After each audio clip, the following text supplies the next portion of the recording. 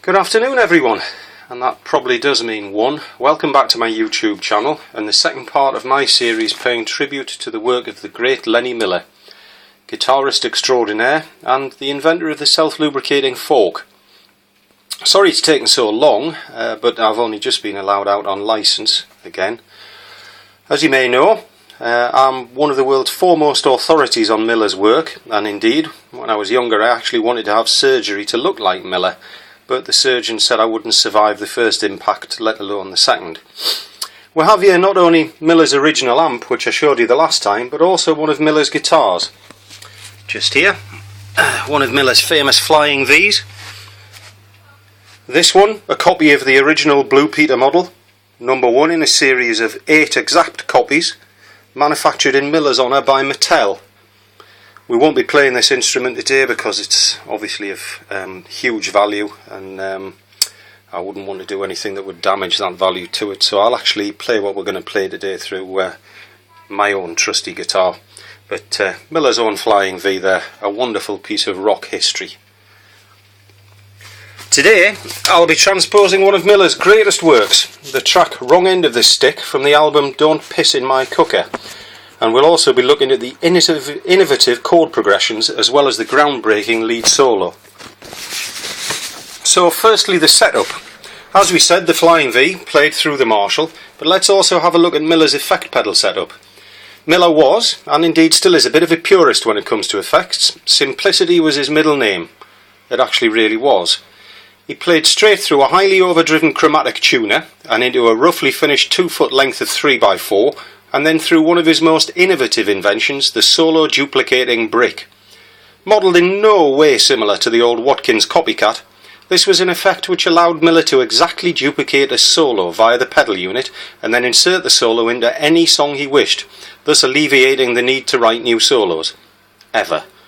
I've actually got an example of Miller's effects units here, the roughly sewn 2-foot length of 3x4 there, and just here you'll see by my foot the solo duplicating brick, and that's all linked through a Boss multi-effects unit, which is mine, and then into the Marshall amplifier, which is mine.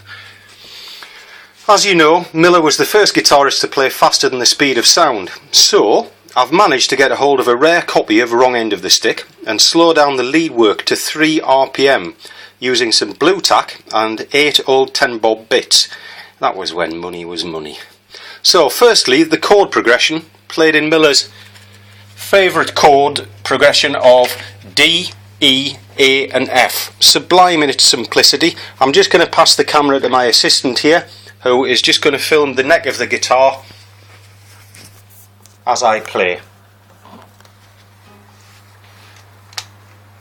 So this is Wrong End of the Stick. If you just like to film the neck there, you can see the chord progression here, and we go simply D, E, E, A and F. Put together it sounds very familiar, exactly like Wrong End of the Stick.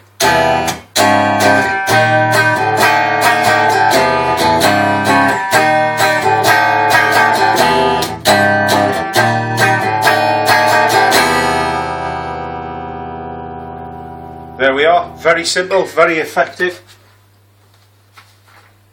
Nextly, we'll look at the solo. Slow it down to 3 RPM. Now, Miller led in with a lot of his solos using the same thing, which is a bend on the 2nd fret.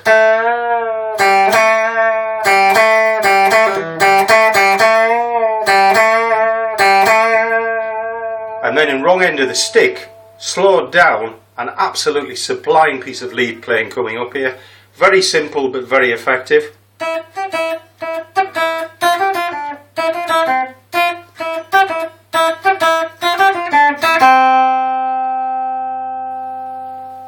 Fantastic piece of lead there. Next time we'll be looking at Miller's psychedelic videos made during the years when he was with the progressive art rock band Frankenstone, a period when Miller fought addiction to Junior Disprin and Benylin. We will also attempt to transcribe the whole of his rare solo album Bagpuss in F major and take a look at his latest work, the musical score to the movie Francie, a film about a boy with learning difficulties who couldn't play the guitar but dreamt of being the first person to fly into space on an old Flying V. See you all next time.